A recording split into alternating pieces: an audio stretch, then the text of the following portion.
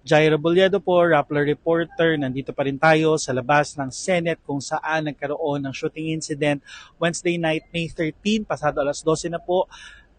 May 14, unang tanong, nandito pa rin ba sa loob ng Senado si Senator Bato de la Rosa? Hindi po namin masagot for certain kami mga journalists, pero kukunin po natin ang sinabi ng kanyang attorney na si Attorney Jimmy Bondoc. As of 11 p.m. ay nasa loob pa rin daw si Senator Bato de la Rosa. Sinabi rin yan kanina bandang alas 10, alas 11 ni DILG Secretary John Vic Remulla na pumasok sa loob ng Senate building. Susunod na tanong, ano pong nangyari? So, base po sa accounts ng DILG at ng Senate ay may mga armed men po na pumasok. Ang ginawa po nila, ang ginawa ng Senate as a response ay nagpaputok, warning shots daw umano, at in return, itong mga armed men ay nagpaputok din. Base po sa bilang namin, more than 10 po ang narinig naming gunshots po mula po sa loob ng Senate building. Susunod na tanong, meron po bang naaresto?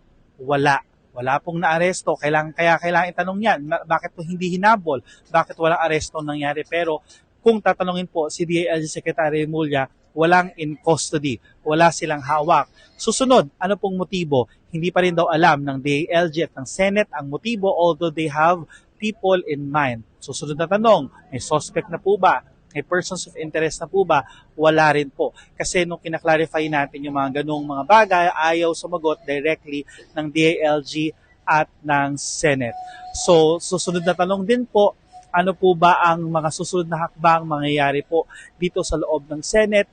Business as usual pa rin as of the moment, pasado alas 12, in and out yung mga kapulisan.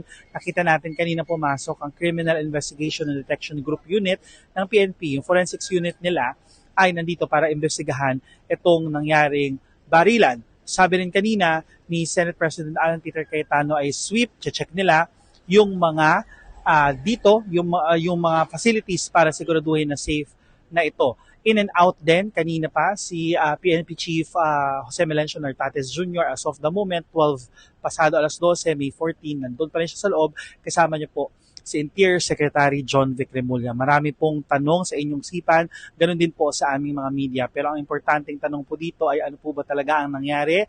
Masisigurado ba ng ating kapulisan na malalaman nila kung sino ang mga nasa likod nito, ano po ba ang motibo nila, at kung ito po bang nangyari ay may connection po doon sa ICC arrest ni Senator Bato de la Rosa or doon sa impeachment trial ni Vice President Sara Duterte. Pero isa lang po ang malinaw para sa ating lahat, the Senate at yung mga kapulisan natin, law enforcement agencies have some explaining to do para po sa ating publiko.